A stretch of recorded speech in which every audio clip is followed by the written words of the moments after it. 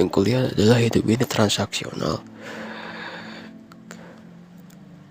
Dalam bentuk apapun, kebaikan yang kita berikan adalah bentuk investasi untuk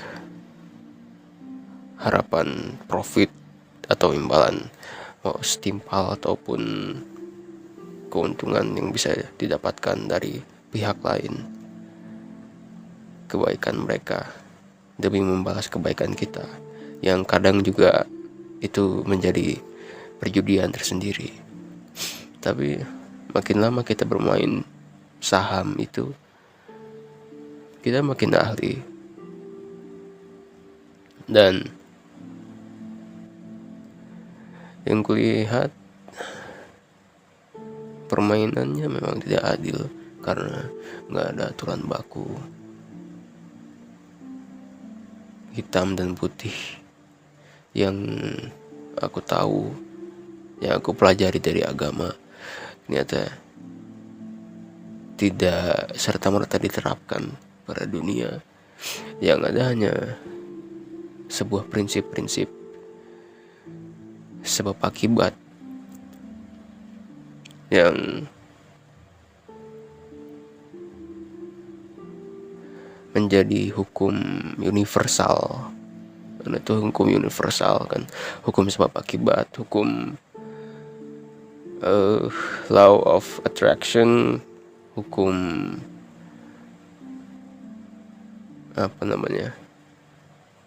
nama orang.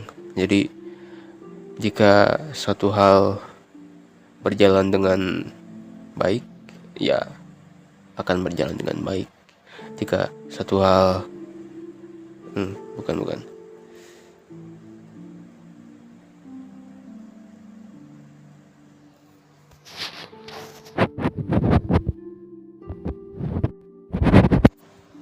hukum Murphy law.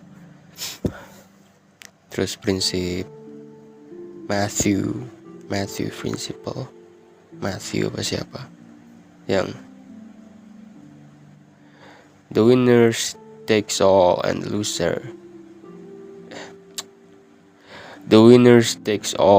loser have nothing.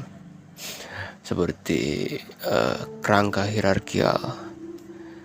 Orang-orang yang berada di atas, terlahir di atas, akan mendapatkan akses seluruhnya ke bawah. Dan makin bawah,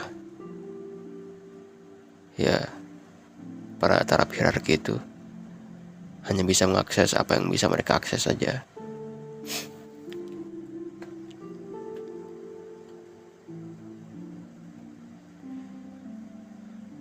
Intinya kenyataan yang sebenarnya kacau. Realitas yang sebenarnya itu kacau. Setiap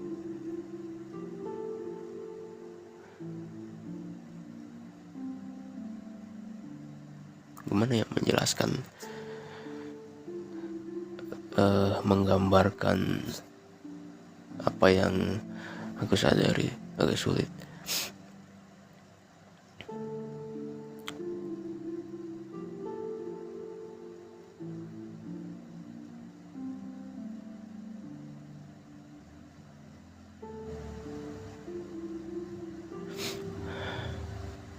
Kadang kalau sengaja nulis terus rekam gini terus dibaca, itu malah nggak nyambung rasanya. Mungkin karena nggak terbiasa presentasi. Soalnya emang seingatku waktu zaman sekolah jarang banget suruh maju ke depan. Paling-paling SD suruh maju ke depan. Dan itu pun membaca teks ya.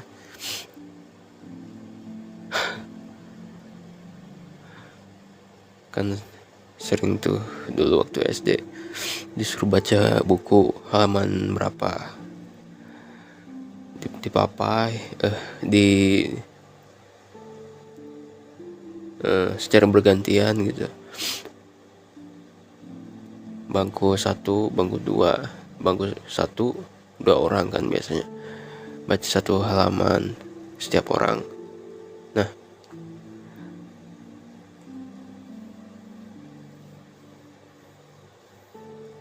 aku tuh sering hitung kan, aku sekarang ada di bangku keberapa dan bakal baca halaman berapa. Terus aku baca halaman bagianku, dan itu prinsip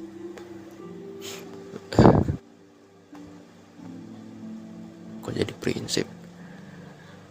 Mungkin dari situ juga aku mengembangkan rasa takut salah untuk didikte orang lain, mengembangkan kecemasan biar nggak salah. Dan sekarang aku belajar untuk melakukan kesalahan. Belajar untuk melakukan kesalahan terdengar konyol, tapi kadang kita tidak memberikan kesempatan diri kita sendiri untuk berbuat salah dan belajar dari hal itu. Kita sok bijak ingin mengekstrak sebuah kebijaksanaan dari kesalahan orang lain. Ada yang memang jenius dan bijaksana sejak kecil mungkin, tapi aku nggak jenius, nggak jenius.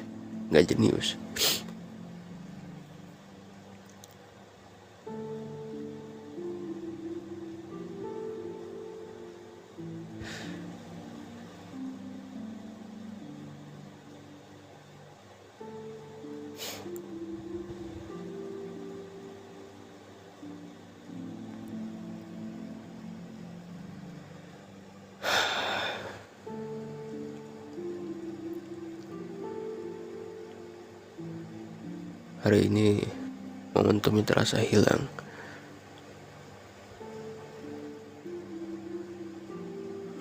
Aku jatuh sakit dan beberapa masalah terjadi setelahnya. Dan sebelum sakit ada beberapa masalah juga.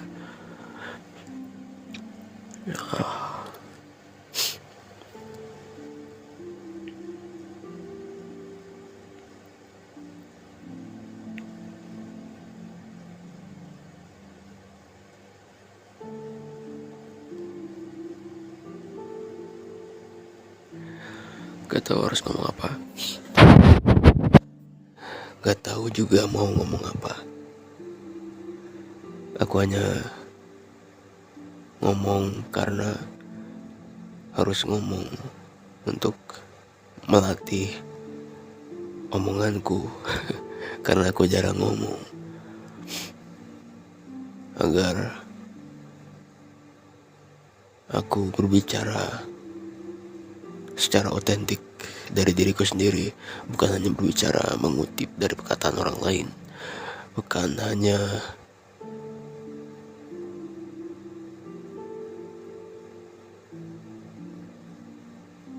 meniru, menjiplak secara kaku.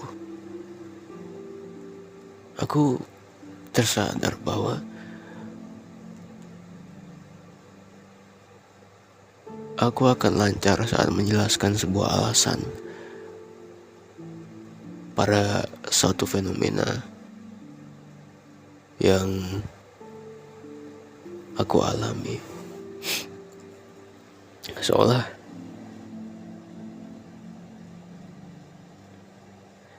rasa kecemasan yang ku kembangkan itu berkembang menjadi sebuah sikap defensif. Jadi aku seringkali gak akan berbicara jika tidak ditanya. Menjadi defensif, reaktif.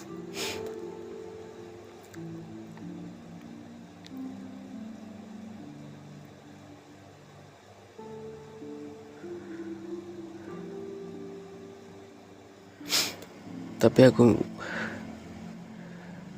dalam diary itu bisa banyak mengutarakan sesuatu.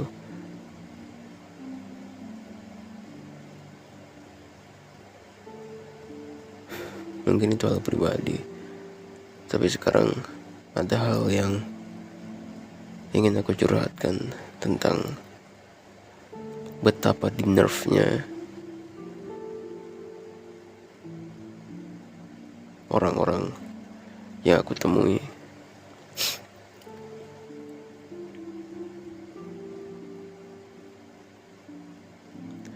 Kemiskinan yang menimbulkan siklus setan, lingkaran setan yang seperti kutukan yang selalu diwariskan dari generasi ke generasi. Dari kemiskinan membuat memiliki insting bertahan hidup yang membuat pikiran menjadi reaktif, berpikiran pendek, bersumbu pendek. Terus ditambah malnutrisi, ditambah makanan yang mengandung pestisida, bahan tercemar, bahan kimia, karsinogenik, timbal, logam berat. Itu hal yang sudah menjadi kekhawatiran bagi WHO. Kayak contohnya timbal, lead, timbal. Paparan timbal saja itu bisa dalam masa perkembangan awal anak itu bisa merubah struktur otak dan membuat anak menjadi lebih temperamental, lebih sensitif, lebih violent, lebih kejam, cenderung untuk melakukan kekerasan. Mungkin ya, kenapa banyak anak-anak mulai bermunculan kan di Indonesia, generasi tawuran.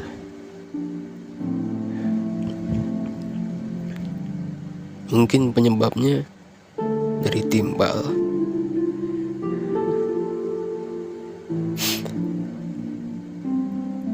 Juga dari situ juga membuat kan itu nerve, membuat IQ turun tuh. Terus karena hal itu kesabaran berkurang, membuat IQ turun. Literasi yang kurang membuat IQ turun. Terus hidup dalam kecemasan, dalam mode survival itu membuat IQ turun. Dan ke IQ yang rendah ditambah hidup dalam kecemasan itu membuat stres kronis yang mana membuat IQ semakin turun.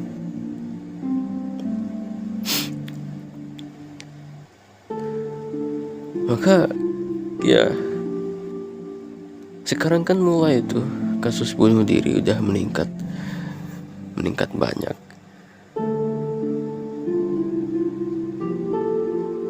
Ditambah bahkan agama juga nggak mampu untuk menyelesaikan kecemasan eksistensial, nggak mampu menampung nihilisme. Makanya memang ideal dari awal dilakukan langkah preventif. Bukan nihilisme itu bukan sebuah sebuah kultus yang dianut. Nihilisme itu sebuah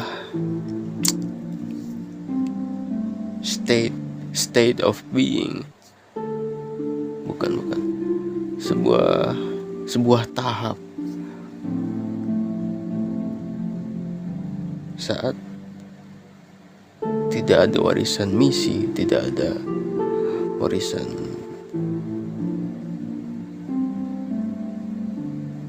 budaya, tidak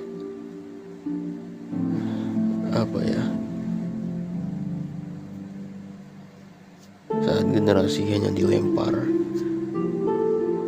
dan disuruh berkembang sendiri dengan fasilitas yang tidak memadai. Maka ya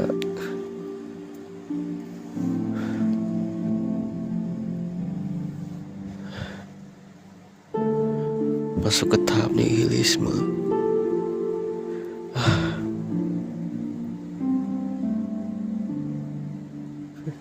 Neuronku tidak aktif.